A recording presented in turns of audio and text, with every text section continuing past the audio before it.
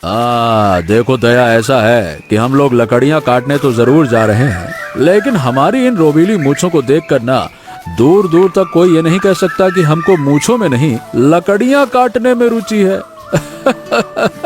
अरे हमारी मूछें है ही इतनी शानदार कि मूछें देखकर ऐसा लगता है जैसे हम किसी गांव के सरदार हैं। क्यों भाई? हाँ हाँ, क्यों नहीं, मूंछों पर ही तो सारा ध्यान रहता है। अगर हमारी एक बेटी होती ना तो अब तक आपकी मूछें खींच खींच कर आपके सारे ताव ढीले कर चुकी होती। फिर देखती कि आप मूंछों पर ऐंठन कैसे दिखाते। अरे भाई, तुम हमारी इन बेचारी मूंछों को काहे बदनाम कर रही हो? अरे हमारी बिटिया रानी होती ना तो वो तुम्हारी तरह जिद्दी होने की बजाय मेरी तरह बिल्कुल सीधी साधी और भोली भाली होती। क्या आप और सीधे साधे? अगर गांव वालों ने ये बात सुन ली ना तो हंसते हंसते खेतों में लोटपोट हो जाएंगे। अरे हाँ, ठीक है, बस बहुत हो गया। कचार कचार कैंची की तरह। अरे तुमसे तो कोई बस जबान लड़ाना सीख ले। अरे तुम्हारी जबान तो जरा रुकती ही नहीं है। चलो अब लकड़ियाँ काटने पे ध्यान दो। अरे कहीं ऐसा ना हो कि तुम्हारी जबान की धार से पूरा का पूरा जंगल ही कट जाए। हमें जंगल नहीं काटना भैया, कुछ पेड़ काटने हैं तो कुल्हाड़ी उठाओ, चालू हो जाओ। तभी अचानक घनी झाड़ियों के पीछे से छोटे बच्चे के हंसने की आवाज आती है। दया, ये घने जंगल में बच्चे के हंसने की आवाज कहाँ से आ रही है? आसपास तो कोई दूर दूर तक दिखाई भी नहीं दे रहा। अशोक जैसे ही झाड़ियों को हटाकर नीचे देखता है, उसके पैरों तले जमीन खिसक जाती है और वो घबराकर 4 कदम पीछे हट जाता है। क्या हो गया जी? आप इस तरह थर थर कांप क्यों रहे हैं? ऐसे डरे हुए हैं जैसे कोई भूत देख लिया हो। हे ईश्वर, ये क्या चमत्कार है! ऐसा अद्भुत दृश्य तो मैंने अपनी पूरी जिंदगी में कभी नहीं देखा। ये बच्ची, इसके तो 2 चेहरे हैं। एक चेहरा मुस्कुरा रहा है और दूसरा चेहरा गहरी नींद में सोया है। लगता है इसके माँ बाप इसे इस लाचार हालत में यहाँ छोड़ कर चले गए हैं। दया, सही बताऊं, मुझे तो बड़ी घबराहट सी महसूस हो रही है। अब हम क्या करें? इसे यहीं छोड़कर चलें क्या? मने कि ये कोई साधारण बच्ची नहीं है, कोई श्राप भी हो सकता है। मैं कहता हूँ चलते हैं यहाँ से। चलो। उस विचित्र बच्चे को देखकर अशोक के पसीने छूट रहे थे, परंतु दया की ममता जैसे जाग उठी थी। नहीं जी, हम इसे इस तरह लावारिस नहीं छोड़ सकते। ऊपर वाली ने हमें कोई औलाद नहीं दी। क्या पता उसने हमारी मुराद पूरी करने के लिए ही इस बच्ची को यहाँ भेजा हो। हम इसे अपनी बेटी बनाकर पालेंगे और जो चेहरा देखकर बच्चों को पालते हैं वो कभी भी सही माता पिता नहीं हो सकते। ममता तो निस्वार्थ होती है। दया उस मासूम बच्ची को अपने सीने से लगा लेती है। इस समय दया के चेहरे पर इतना सुकून था कि अशोक की आवाज धीमी पड़ गई। लेकिन दया, जरा सोचो तो सही, अगर गांव वालों ने इस बच्ची को इस हाल में देख लिया तो पता नहीं लोग क्या क्या बातें करेंगे, क्या क्या सोचने लगेंगे, हैं? ये भी तो सोचो। हमें गांव वालों से क्या मतलब जी? जब ईश्वर ने खुद अपनी कृपा से हमारी झोली में ये औलाद डाली है तो अब यही हमारी दुनिया बनेगी। चलिए घर चलते हैं। दया मुस्कुराते हुए उस बच्ची को लेकर घर आ गई। धीरे धीरे समय बीतता है और अगली सुबह होते ही उनके घर के बाहर गांव वालों की भीड़ जमा हो गई। अरे अशोक भाई, एक बात बताओ, तुम्हारे घर में कोई बच्चा तो था नहीं, फिर ये पूरी रात तुम्हारे घर से किस छोटे बच्चे के रोने बोलने की आवाजें आ रही थी? ये क्या चक्कर है भाई? गांव वालों, ये हमारी बेटी की आवाज है, पर मैं आप लोगों को उसका चेहरा अभी नहीं दिखा सकती। पंडित जी ने साफ साफ कहा है कि जब तक वह 18 साल की नहीं हो जाती तब तक कोई भी गांव वाला उसका चेहरा नहीं देख सकता। पर ऐसे कैसे हो सकता है भाभी जी? रातों रात अचानक आप लोगों को बेटी कहाँ से मिल गई? अब आप लोग कृपा करके अपने अपने घर जाइए। हमें इस बारे में आप लोगों से कोई बात नहीं करनी। दया और अशोक तुरंत दरवाजा बंद करके घर के अंदर चले गए। अरे भाई, मुझे तो दाल में कुछ काला लग रहा है। ये लोग कुछ ना कुछ तो राज छिपा रहे हैं। जरूर कोई ना कोई अजीब बात है। हाँ, सही कह रहा है विनोद, मुझे भी ऐसा ही शक हो रहा है। इस बात का पता तो लगाना ही पड़ेगा। अरे क्या पता रातों रात ये किसी का बच्चा चुरा लाए हों, ऐसा भी तो हो सके है। समय तेजी से पंख लगाकर उड़ता है और 18 साल बीत जाते हैं। दया और अशोक ने उन दोनों बेटियों को कभी घर के बाहर कदम नहीं रखने दिया। नैन्सी, देखना, हम दोनों बचपन से आज पूरे 18 साल की हो गई हैं, लेकिन आज तक हमने घर की चौखट के बाहर कदम तक नहीं रखा। आखिर माँ और पिताजी हमें कभी घर से बाहर क्यों नहीं जाने देते हैं? तुम तो सब जानती हो ना चांदनी, हम दोनों का शरीर एक ही साथ जुड़ा हुआ है। शायद इसीलिए गांव के लोग हमें देखकर पसंद नहीं करेंगे। शायद इसी डर से माँ और पिताजी हमें कभी बाहर नहीं निकलने देते। चांदनी और नैन्सी इन बातों को सोचकर दुखी और परेशान हो रही होती हैं। तभी कमरे के बाहर से दया की आवाज आई। चांदनी बेटी, नैन्सी बेटी, अंदर क्या कर रही हो तुम दोनों? चलो बाहर आ जाओ और खाना खा लो। देखो, आज तो मैंने तुम दोनों की पसंद का बढ़िया बढ़िया खाना बनाया है।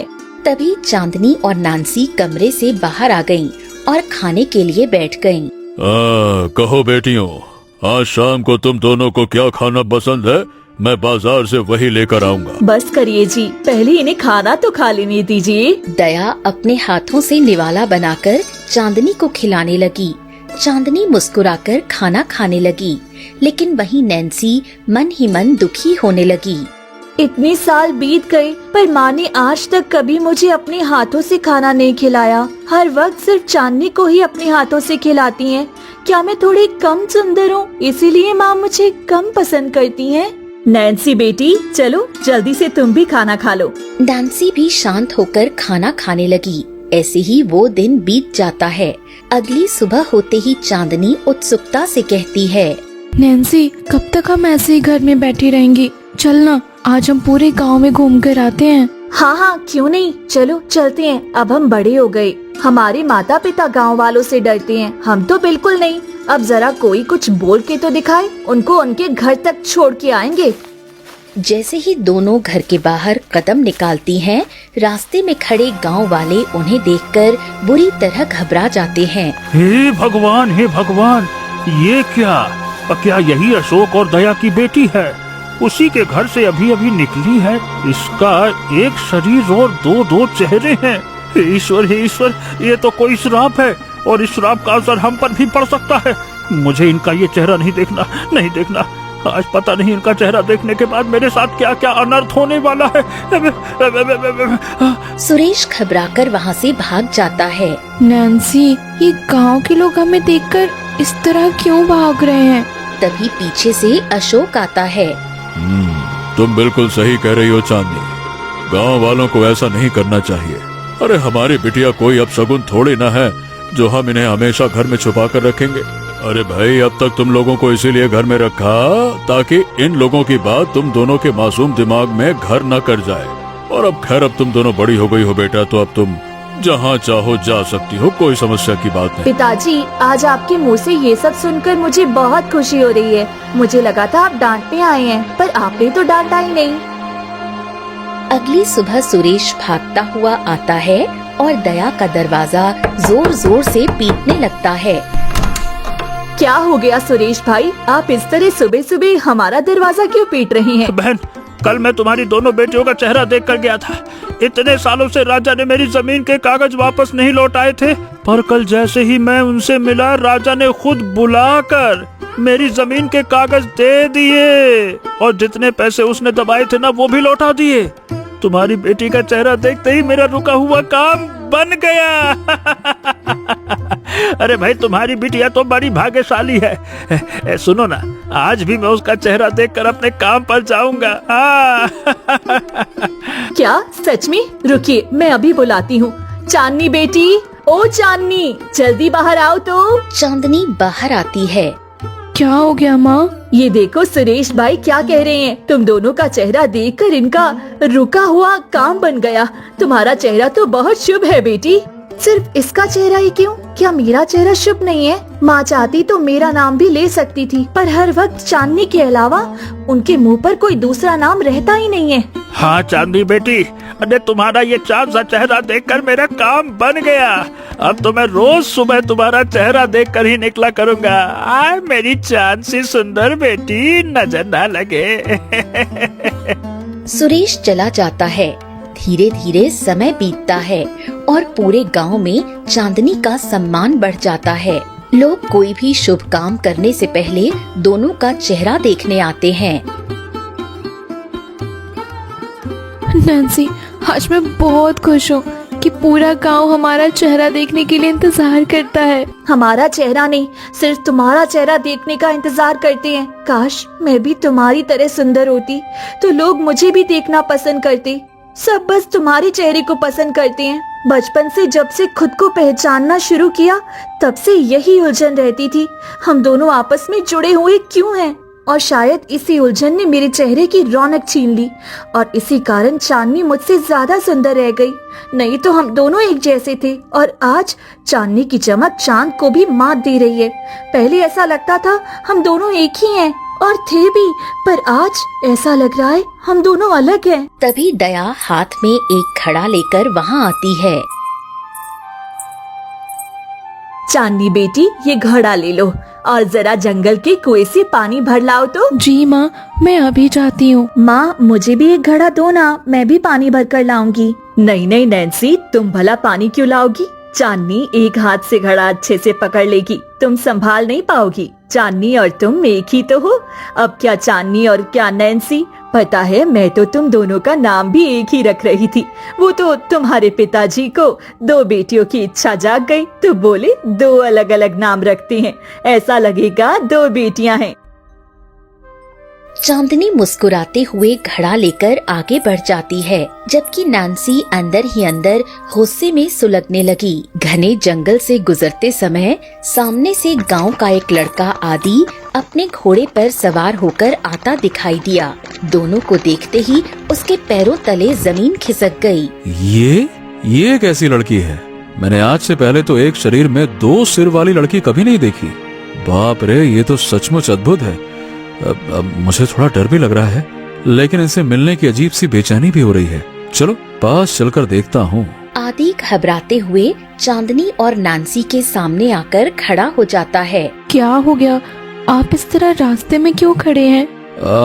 सच कहूँ तो पहले तुम दोनों को देखकर मुझे थोड़ा डर लग रहा था, लेकिन तुम्हारे चेहरे की इस चमक ने मुझे तुम्हारे पास आने पर मजबूर कर दिया। क्या तुम सच में हमसे मिलने आए हो? हमारा तो गांव में घूमने का और बाहर की चीजें देखने का बहुत मन करता है। चुप हो जा नैन्सी, तू ये कैसी बातें कर रही है? आदि हमसे पहली बार बात करने आए हैं और तू बचकानी बातें कर रही है। शांत रह। नैन्सी की आंखों से आंसू आ जाते हैं और वो गुस्से में आग बबूला हो जाती है। ये पहली बार नहीं था, चांदनी ने हर बार की तरह उसको चुप करा दिया था। बोलने का अधिकार भी सिर्फ चांदनी के पास ही था। ये अपने आप को समझती क्या है? हर वक्त मुझे सबके सामने चुप करवा देती है। भले ही हम एक शरीर में हैं, पर क्या मेरी अपनी कोई भावनाएं नहीं है? वाह, तुम सच में बहुत अच्छी और सुलझी हुई हो। सही बताऊं, मैंने सोचा था कि दो सिर हैं तो दोनों अलग अलग दिमाग होंगे, पर तुम्हारा ये स्वभाव मुझे बहुत अच्छा लगा। वैसे मुझे तुम्हारे बारे में और बहुत कुछ जानना है, बताओ ना। क्यों नहीं, जरूर। हमने भी कभी किसी से बात नहीं की, पहली बार लोगों से मिलना बात करना अच्छा लगता है। ऐसे ही कुछ देर तक वो दोनों बात करते रहे, जबकि नैन्सी गुस्से में कुढ़ती रही। फिर दिन महीनों में बदलने लगे और आदि और चांदनी की दोस्ती गहरे प्रेम में बदलने लगी।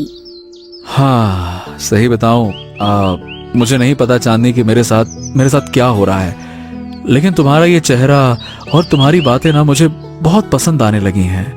मैं ये चेहरा और तुम्हारी बातें हमेशा सुनना चाहता हूँ। ये तो ठीक है आदि, पर क्या गांव वाले और हमारे परिवार वाले हमारे इस रिश्ते को कभी स्वीकार करेंगे? हद हो गई, ये दोनों तो एक दूसरे से प्रेम भी करने लगे, पर कैसे? मुझे कुछ समझ नहीं आ रहा। अब ये दोनों प्रेम करे तो मैं सारी जिंदगी इनके बीच बैठी रहूंगी। ये कैसे हो सकता है? हे ईश्वर, मैं क्या करूं? घंटों तक इन दोनों के बीच बैठना पड़ता है। मुझे माँ कहती है हम दोनों एक ही हैं, और एक ही हैं तो फिर ये सब मुझे अच्छा क्यों नहीं लग रहा? अरे तो तुम चिंता क्यों करती हो चांदनी, मैं जल्दी कोई ना कोई रास्ता निकालूंगा। मैं तुम्हें हमेशा के लिए अपने पास रखना चाहता हूँ, हमेशा के लिए। आदि के जाने के बाद दोनों घर की तरफ लौटने लगी। चांदनी, ये सब ठीक नहीं है। अगर गांव वालों को तुम्हारे और आदि के बारे में पता चला तो वो हमारे साथ कुछ भी गलत कर सकते हैं। तो चुप हो जा नैन्सी, तो बस मुझसे जलती है ना, क्योंकि सब मुझे पसंद करते हैं, मेरा खूबसूरत चेहरा देखने आते हैं और आदि को भी मेरा ही चेहरा पसंद आया, इसलिए तू जलती है ताकि वे मुझसे भी प्रेम ना करे। तुम ये कैसी कड़वी बातें कर रही हो चांदनी? मैं बिल्कुल सच कह रही हूँ। अरे मैं सुंदर हूँ तो इसमें मेरी क्या गलती है? कोई तुम्हें पसंद नहीं करता तो ये तुम्हारी गलती है ना, मेरी नहीं। इतने दिनों से देख रही हूँ जलती रहती हो हर समय। चांदनी गुस्से में घर की तरफ चल दी और दोनों आकर बिस्तर पर लेट गईं। नहीं, मैं अब इस शरीर में एक पल भी नहीं रह सकती। मुझे इस शरीर से अलग होना ही पड़ेगा। पर कैसे अलग होऊं? अगर मैं कहीं जाकर कुछ सोचूंगी भी तो इसे पता चल जाएगा और ये भी साथ आएगी। क्या करूं जिससे इसे होश ना रहे और मैं अपने काम को अंजाम दे सकूं? तभी नैन्सी की नजर पास के बिस्तर पर रखी एक जड़ी बूटी की शीशी पर पड़ी। ये तो वही औषधि है जो माँ लेकर आई थी। इसे सूंघने से माँ को गहरी नींद आ जाती थी और वे सो जाती थी। क्यों ना इसका फायदा उठाऊं? हाँ, यही सही मौका है। नैन्सी चुपके से लंबा हाथ करके वो औषधि उठाती है और चांदनी की नाक पर रख देती है। अचानक चांदनी गहरी नींद में सो जाती है। तभी नैन्सी उठकर बैठ जाती है और सोई हुई चांदनी को देखकर मन ही मन मुस्कुराने लगती है। अब ये गहरी नींद में सोती रहेगी, तब तक मुझे जो करना है मैं वो कर सकती हूँ। नैन्सी चुपके से घर से बाहर निकलती है और घने जंगलों के रास्ते होते हुए एक अघोरी की झोपड़ी में पहुँचती है। अघोरी आंखें खोलकर उसे देखता है। अरे वाह, ऐसी अद्भुत कन्या, क्या बात है।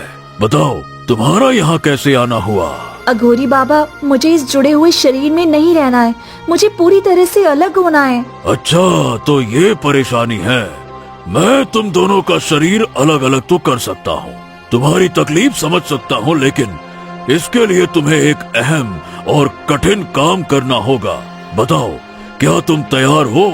मैं कुछ भी करने के लिए तैयार हूँ बाबा, बस मुझे अलग शरीर और एक अच्छा स्वतंत्र जीवन चाहिए। अघोरी तंत्र मंत्र पढ़ने लगा और झोपड़ी में अचानक तेज रोशनी फैल गई। रोशनी कम होते ही नैन्सी का शरीर चांदनी से अलग हो गया। चांदनी बेसुध होकर जमीन पर गिर पड़ी। ये क्या? मैं तो सच में अलग हो गई। मेरा शरीर अलग हो गया। मैं आज बहुत खुश हूँ। उसकी खुशी का कोई ठिकाना नहीं था। इतने सालों में उसने जो पीड़ा झेली थी वो उमड़कर उसकी आंखों में आ गई। उसकी आंखों से आंसू बहने लगे। उसकी पिछली जिंदगी बीते कल के जख्म को नासूर बना गई थी। उसने कड़वाहट से कहा, बाबा, अब मुझे बस इसका ये खूबसूरत चेहरा चाहिए। ऐसा ना कर बेटी, ये ठीक बात नहीं है, ऐसा मत कर। मैंने ऐसा नहीं किया तो मैं अपने ही दर्द में घुल जाऊंगी। बहुत सह लिया, अब सहने की बारी चांदनी की। अघोरी को जैसे उसकी आंखों में उसका दर्द दिखाई दे रहा था। तुम्हें इसका चेहरा भी मिल जाएगा, पर उससे पहले तुम्हें इसे ठीक करना होगा। अगर तुमने इसे ठीक नहीं किया तो सूर्यास्त होने तक ही तुम्हारे पास समय है। तुम दोनों का शरीर एक था और अब अलग हुआ है, इसीलिए सूर्यास्त तक तुम दोनों का जीवन एक दूसरे से जुड़ा है। तुम्हें यहाँ से काली घाटी जाना होगा और वहाँ से जीवन फल लाकर तुम दोनों को खाना होगा। इससे चांदनी भी ठीक हो जाएगी और उसका चेहरा भी तुम्हें मिल जाएगा। फिर तुम दोनों हमेशा के लिए एक साधारण और अलग जीवन जी सकती हो। ठीक है बाबा, मैं काली घाटी से वह जीवन फल लाने के लिए तैयार हूँ। नैन्सी वहाँ से निकलकर घने जंगलों की तरफ जाने लगी। रास्ते में उसे एक बेहद ही खूबसूरत सफेद रंग का महल दिखाई दिया। इतना बड़ा और सुंदर महल, ये तो सचमुच अद्भुत है। लेकिन मुझे किसी लालच में नहीं पड़ना है। मुझे तो बस अपना अलग शरीर मिल गया, मेरे लिए यही बहुत है। मुझे आगे बढ़ना चाहिए। नैन्सी बिना रुके आगे बढ़ गई और काली घाटी पहुँची। वहाँ एक पौधे पर नीले रंग का चमचमाता हुआ जीवन फल लगा हुआ था। यही वह फल है जिसके लिए अघोरी बाबा ने कहा था। जल्दी से मुझे ये फल तोड़ लेना चाहिए। नैन्सी जैसे ही फल तोड़ने के लिए हाथ बढ़ाती है, अचानक हवा में एक भारी और रहस्यमयी आवाज गूंज उठी। रुक जाओ कन्या, तुम्हें ये जीवन फल चाहिए तो तुम्हें मेरे एक सवाल का सही जवाब देना होगा। मैं आपके सवाल का जवाब देने के लिए तैयार हूँ, पूछिए। बताओ कन्या, इस दुनिया में सबसे बड़ा बोझ क्या है? शरीर का रूप, लोगों की कड़वी बातें, या अपने ही अपनों के दिल में छिपी नफरत? इस दुनिया में सबसे बड़ा बोझ ना तो किसी का रूप है और ना ही बाहर के लोगों की कड़वी बातें। सबसे बड़ा और भारी बोझ तो अपने ही अपनों के दिलों में छुपी उपेक्षा और नफरत होती है, जो इंसान को जीते जी अंदर से तोड़ देती है। तुमने बिल्कुल सत्य और सच्चा जवाब दिया है। तुम इस जीवन फल को ले जा सकती हो। जाओ। नैन्सी तुरंत वो फल तोड़ लेती है और घने जंगलों से भागते हुए वापस अघोरी की झोपड़ी में आ जाती है। पापा, मैं फल ले आई हूँ। आधा फल तुम खा लो और आधा इस चांदनी को खिला दो, फिर इसका चेहरा तुम्हें मिल जाएगा और ये भी पूरी तरह से ठीक हो जाएगी। क्यों नहीं बाबा? नैन्सी आधा फल खुद खा लेती है और आधा फल जैसे ही चांदनी के होठों से लगाती है, झोपड़ी में दोबारा तेज रोशनी फैल जाती है। चांदनी का चेहरा नैन्सी के पास आ जाता है और नैन्सी का चेहरा चांदनी के पास चला जाता है। तभी चांदनी की आंखें खुल जाती हैं। मैं कहाँ हूँ और ये क्या? नैन्सी, मेरा चेहरा तुम्हारे पास कैसे आ गया? तुम्हारा चेहरा तो बेरौनक और उदास था ना? क्योंकि अब ये खूबसूरत चेहरा मेरा हो गया है। सब तुम्हारे इसी सुंदर चेहरे से प्यार करते थे ना। आज देखो, मैंने इस अघोरी बाबा की मदद से हम दोनों का शरीर भी अलग कर लिया और तुम्हारा ये खूबसूरत रूप भी पा लिया। अब तो तुम खुश हो जाओ कि मैंने तुम्हें अलग जीने का मौका दिया। ये तो बहुत खुशी की बात है कि तुमने मुझे एक अलग और स्वतंत्र जीवन जीने का मौका दिया, पर मेरा चेहरा मुझे वापस लौटा दो। मैं अपने ही चेहरे के साथ अपनी बाकी की जिंदगी जीना चाहती हूँ। अघोरी बाबा रूखे स्वर में दोनों की ओर देखते हैं। हाँ बस, अब तुम दोनों यहाँ से जाओ जाओ। पापा, आपने ये कैसे अन्याय किया? एक को तो आपने उसका मनपसंद चेहरा दे दिया और उससे मेरी पहचान ही छीन ली। ये सब भाग्य का लिखा हुआ है कन्या। जो मेरे पास पहले आता है उसकी मनोकामना पूरी करना ही मेरा धर्म है। नैन्सी की इच्छा पूरी करना मेरा कर्तव्य था। चलो, अब तुम दोनों यहाँ से चली जाओ। जाओ यहाँ से, जाओ। चांदनी की आंखों से आंसू छलक पड़ते हैं। वो भारी मन से रोते हुए झोपड़ी से बाहर निकल आती है। वहीं दूसरी ओर नैन्सी चांदनी का खूबसूरत रूप पाकर बेहद खुश हुई और मुस्कुराते हुए आगे बढ़ने लगी। सपनों की दुनिया पाई है मैंने, अपनी नई पहचान बनाई है मैंने। नैन्सी गुनगुनाती हुई अपने घर पहुंची और दरवाजा खटखटाया। घर के अंदर से दया बाहर निकली। सामने चांदनी का खूबसूरत चेहरा और अलग शरीर देखकर दया के पैरों तले जमीन खिसक गई। ये कैसे हुआ चांदनी बेटी? तुम्हारा शरीर अलग कैसे हो गया? और नैन्सी कहाँ है? तभी पीछे पीछे चांदनी नैन्सी के रूप में भी वहाँ आ पहुँची। उसे देखते ही दया की आंखें हैरानी से फटी की फटी रह गईं। ये क्या? नैन्सी बेटी का शरीर भी अलग हो गया? ये सब चमत्कार कैसे हुआ चांदनी बेटी? जल्दी बताओ। देखा, अभी मैंने चांदनी का चेहरा लिया है, फिर भी माँ के मुंह पर सबसे पहले चांदनी का ही नाम आया। मैं जानती थी कि माँ हमेशा इसी का नाम लेंगी, इसीलिए तो मैंने ये चेहरा लिया है। अब हर वक्त माँ सिर्फ मुझे ही प्यार करेंगी।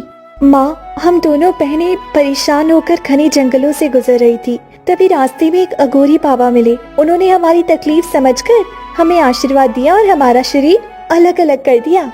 उन अघोरी बाबा का बहुत बहुत धन्यवाद, जिन्होंने आज मेरी दोनों बेटियों को एक नया जीवन दे दिया। सच में आज मेरी बेटियाँ बहुत खुश हैं और उनके साथ मैं भी। तभी खेत से अशोक लौटा। दोनों बेटियों को अलग अलग खड़े देखकर वो ठिठक गया।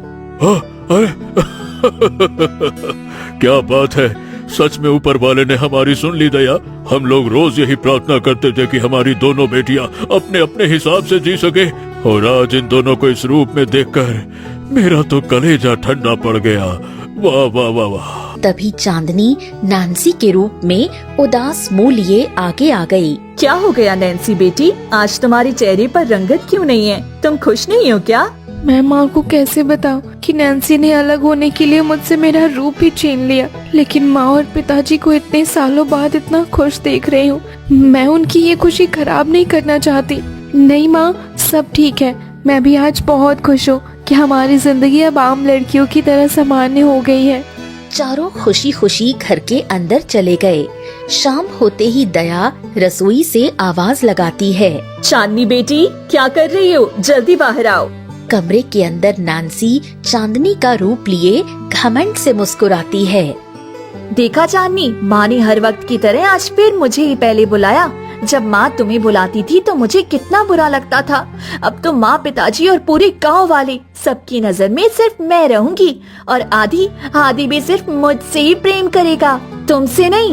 नैन्सी मटकती हुई कमरे से बाहर चली गई। मैंने कभी नहीं सोचा था कि मेरी बातों का नैन्सी को इतना बुरा लगता होगा। आज जब मैं उसकी जगह जी रही हूँ तब मुझे एहसास हो रहा है कि मुझे भी नैन्सी की फिक्र करनी चाहिए थी। मैं हमेशा सबकी तारीफों में खोई रही और कभी नैन्सी के दुख को नहीं समझा। ये सब मेरी ही गलती है। अगर मैंने पहले ही नैन्सी के बारे में सोचा होता तो आज उसके दिल में मेरे लिए इतनी नफरत ना भरती। चांदनी आंखों में आंसू लिए बाहर आती है। दया रसोई में बैठकर नैन्सी को अपने हाथों से खाना खिला रही होती है। बस इन्हीं सुकून के पलों को पाने के लिए मैं कब से तरस रही थी। काश माँ ने पहले कभी नैन्सी को भी ऐसे ही अपने हाथ से खिलाई होती, या मैंने ही कभी उसे खिलाया होता तो आज नैन्सी के दिल में इतनी कड़वाहट ना होती। ये सब मेरी वजह से हो रहा है, सब मेरी ही लापरवाही का नतीजा है। अगली सुबह सूरज निकलते ही नैन्सी तैयार होने लगी। अब मुझे जाकर आदि से मिलना चाहिए। देखती हूँ चांदनी को कैसा लगेगा। नैन्सी घर से निकलकर आदि के पास जाने लगी, लेकिन रास्ते में अचानक उसके कदम भारी हो गए और वो रुक गई। मेरे पैर आगे क्यों नहीं बढ़ पा रहे हैं? मुझे क्या हो गया है? नैन्सी पलटकर पीछे देखती है, जहाँ चांदनी आंखों में आंसू लिए चुपचाप खड़ी उसे देख रही होती है। कि मुझे क्या हो गया है? मैं एकदम भी आगे क्यों नहीं बढ़ पा रही हूँ? चलो कोई बात नहीं, मैं बाद में जाकर आदि से मिल लूंगी। ऐसे ही दिन बीतने लगे। नैन्सी को चांदनी का खूबसूरत चेहरा तो मिल गया, लेकिन इसके बावजूद वो अंदर से बिल्कुल खुश नहीं थी। वो हर वक्त गुमसुम और उदास रहने लगी। जब से मैंने चांदनी का ये चेहरा लिया है, मुझे पल पल एक अजीब सी बेचैनी महसूस होती है। ऐसा लगता है जैसे मैंने किसी का बहुत बड़ा हक चुरा लिया हो। मुझे वह खुशी मिल ही नहीं रही जिसकी मुझे तलाश थी। फिर नैन्सी आसमान की तरफ देखती है। इतने सालों से जो अनदेखी और जलन की तकलीफ मैंने सही, मैं नहीं चाहती कि मेरी चांदनी भी उसी दर्द से गुजरे। मुझे उसका चेहरा उसे वापस लौटा देना चाहिए। अच्छा हुआ गौरी महाराज से मैंने चेहरा ठीक करने वाली वे दिव्य गोली पहले ही मांग ली थी। वो अंदर आती है और चांदनी के सामने झुककर बैठ जाती है। मुझे माफ कर दे चांदनी, मुझे तेरे साथ ऐसा छल नहीं करना चाहिए था। जिसका जो रूप है उसे उसी में खुश रहना चाहिए। मैंने जो भी किया बहुत गलत किया। तू मेरी सगी बहन है। इतने सालों तक जो तन्हाई मैंने झेली, मैं नहीं चाहती कि तू भी अब वही दर्द सही। इसीलिए मैं तेरा रूप तुझे वापस लौटा रही हूँ। इतना कहकर नैन्सी वो दिव्य गोली निकालकर खा लेती है। अचानक कमरे में एक तेज और दिव्य रोशनी फैल जाती है। रोशनी छटते ही दोनों बहनों के चेहरे अपने अपने असली रूप में वापस आ जाते हैं। चांदनी अपने चेहरे को छूकर खुशी से झूम उठी। ये क्या, सच में मेरा असली चेहरा मुझे वापस मिल गया? बहन नैन्सी, मुझे माफ कर दे। मैंने भी तेरे साथ बहुत गलत किया था। मैं हमेशा सबकी तारीफों में खोई रही और कभी तेरे दुख और तेरी भावनाओं के बारे में नहीं सोचा।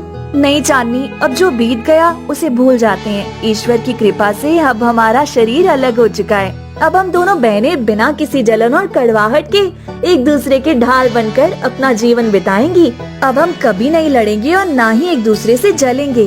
तभी पीछे खड़े अशोक और दया कमरे के अंदर आ गए।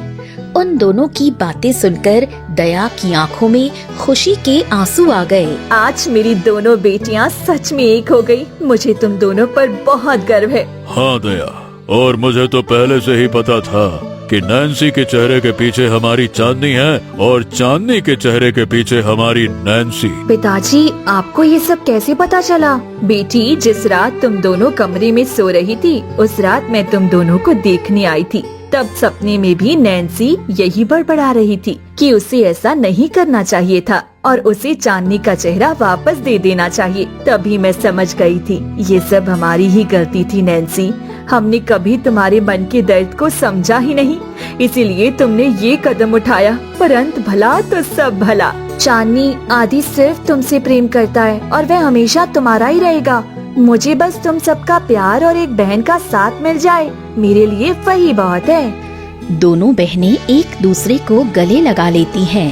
पूरा परिवार सारे गिले शिकवे भूलकर हंसते मुस्कुराते एक साथ खुशहाल जीवन जीने लगा।